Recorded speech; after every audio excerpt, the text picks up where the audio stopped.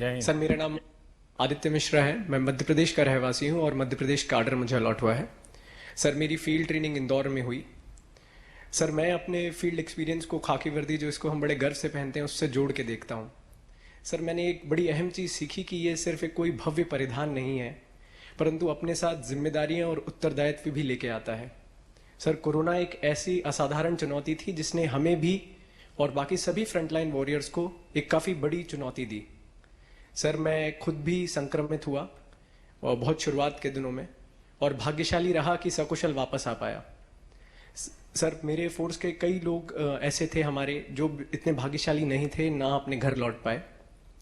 Sir, उसमें एक अहम चीज़ जो मुझे समझ में आई कि सर, जब भी इतनी कठिन ड्यूटी करते हैं, अपने घर परिवार के बारे में नहीं सोचते, अपने स्वयं के सेहत के बारे में नहीं सोचते, तो उनके मन में कहीं पीछे एक विश्वास होता है कि अगर हमें कुछ हो जाएगा तो उसके बाद सरकार तथा पुलिस विभाग हमारे परिवार की देखभाल करेगा। सर, मैंने अपनी आंखों के सामने हमारे इंस्पेक्टर थे देवेंद्र चंद्रवंशी जी, उनको जाते देखा है। तो सर, तब से ही मुझे लगा कि हम अब जब भी इस लीडरशिप रोल में जा रहे हैं या कर रहे हैं, तो ये हमारी जिम्मेदारी बनती है कि हम उनके इस विश्वास को जगा के रखें। सर, मैं अपनी बातों को अंत करूंगा 4 लाइनें जो देवेंद्र चंद्रवंशी जी की एक पसंदीदा कविता की हैं। मैं खाकी हूं, दिन हूं, रात हूं, सांझ वाली बाती हूं, मैं खाकी हूं।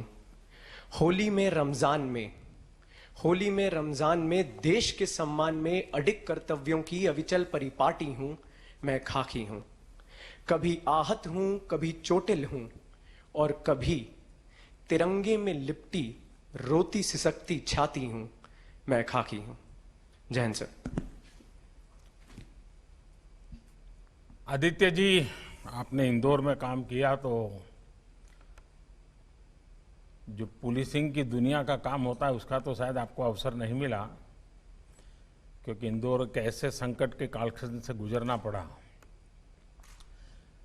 और ज़्यादातर हमारे पुलिस बल के लोगों को सबसे पहले इस वायरस का शिकार होना पड़ा। और सबसे ज़्यादा इंदौर में बड़ा मैं भी अनुभव कर रहा था कि ये संकट कहीं गहरा न जाए। और लेकिन इसके बावजूद भी पुलिस बेड़े के लोगों ने हिंदुस्तान के हर कोने में इस सारी परिस्थिति में जो काम किया है, उस काम का अपना महत्व है, समाज को उसका अपना लाभ है। लेकिन एक बहुत बड़ी बात हुई है और मैं समझता हूं कि ये पुलिस बेड़े की बहुत बड़ी पूंजी है। इसको कैसे हम संभालें, इसे संभालने के लिए हम इंस्टीट्यूशनल अरेंजमेंट क्या करें, और वो क्या है? हिंदुस्तान के सामान्य मानवी के मन में पुलिस मतलब डंडा, पुलिस मतलब तू मैं, पुलिस मतलब जुल्म, ये बाय एंड लार्ज छवि बन चुकी थी।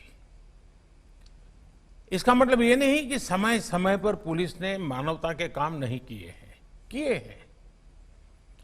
और मैं तो मानता हूं कि शायद हर पुलिस थाने में डेली 5-10 काम तो ऐसे होते ही होंगे जो मानवता की दृष्टि से बहुत अहमियत रखते हैं। लेकिन इसका कभी कलेक्टिव इंपैक्ट समाज जीवन पे आया नहीं।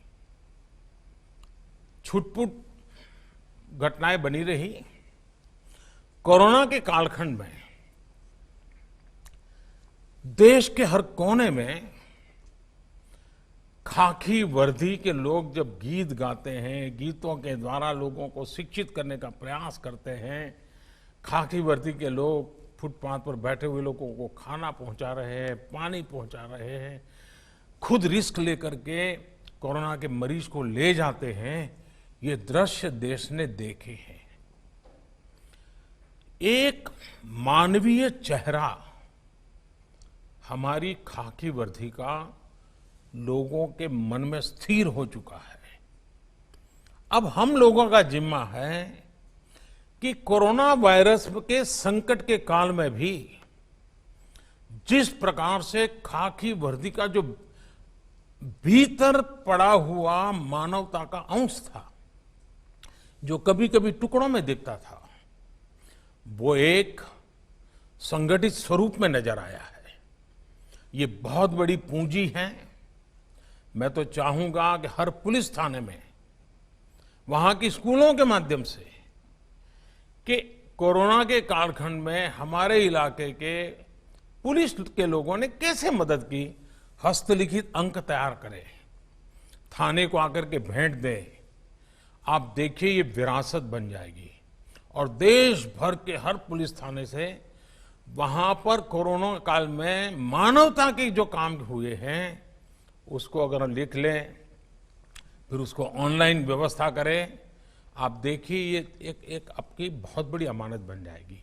और फिर पुलिस विभाग में पुराने लोग होंगे वो भी, जो नई पीढ़ी होगी वो भी, और भविष्य की पीढ़ी होगी भी, उसको भी लगेगा कि मानवीय व्यवहार की ताकत बहुत बड़ी होती है।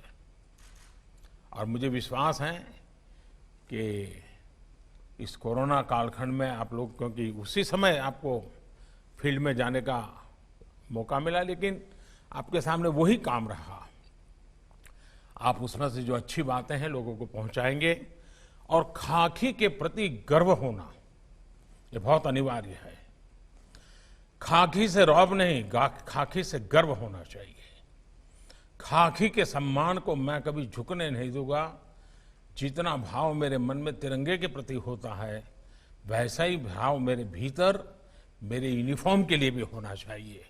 और ये आप देखिए इतनी बड़ी ताकत बन जाएगा, तो मेरी आप सबको इस विषय में तो बहुत शुभकामनाएं रहेगी।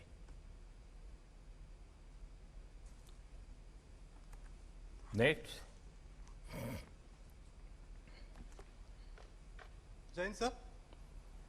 जय हिंद भैया। सर मेरा नाम पार्थप्रतिम दास है।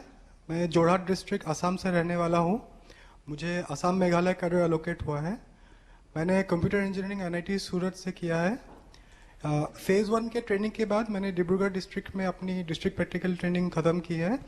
और कोरोना आउटब्रेक के बाद सर, जब भारत सरकार ने मूवमेंट ऑफ स्ट्रैंडेड पैसेंजर्स का गाइडलाइंस निकाला था, तब मुझे डिप्यूट किया गया था कोकराझार में, आसाम बंगाल बॉर्डर में, लोगों के मूवमेंट को मैनेज करने के लिए।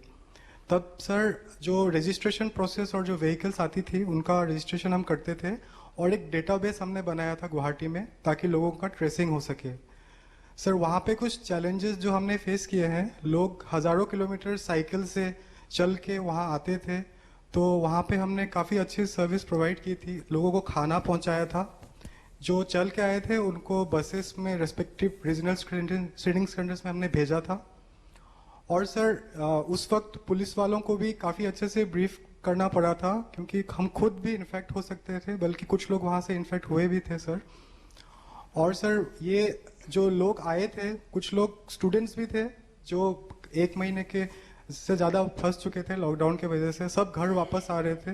एक बहुत अच्छा सेटिस्फेक्शन मिला सर कि स्टार्ट ऑफ द करियर में मुझे ऐसा मौका मिला। और सर ये एक पूरा टीम एफर्ट है, जिसमें ड्राइवर्स, कांस्टेबल्स, होमगार्ड्स, सबका इक्वल कंट्रीब्यूशन था। सबने दिल खोल के लोगों को हेल्प किया जो तनाव में थे, मुश्किल में थे। और सर ये एक हम एज ए 71 आवर बैच आपको सर एश्योर करते हैं कि आने वाले टाइम में भी हम सर ऐसे ही ड्यूटी करते रहेंगे सर। क्या शुभ नाम बताया आपका? सर पार्थ प्रतिम दास सर। दास सूरत में कितना समय रहे? सर 4 साल इंजीनियरिंग की थी सर। तो सूरत का खाना मिस करते होंगे? Yes sir, vada pav sir miss करता हूँ।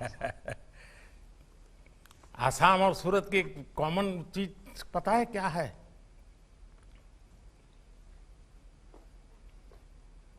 सर इतना ध्यान में सर ध्यान नहीं गया। नहीं। देखिए असम के लोग स की जगह पे ह बोलते हैं, और सूरत वाले भी स की जगह पे ह बोलते हैं। वो पैसा नहीं बोलते, पहिया बोलते हैं। जैसे आप असम को अहम बोलते हैं, तो वे भी स को ह बोलते हैं। तो अगर आपको सुरती लोगों से बात करने का मौका मिला होगा, और जब सूरत से आप असम जब भी छुट्टियों में गए होंगे, तो जो सूरत को जानते होंगे जरूर आपको पूछते होंगे कि सूरत का खाना इतना तारीफ होती है, तो कभी कुछ ले जाते थे कि नहीं? कुछ कुछ ले जाता था सर, खाकड़ा, एक पापड़ी, ये सब लेके जाता था सर घर पे। देखिए, आपने सही कहा। आपको जाते ही एक जो प्रवासी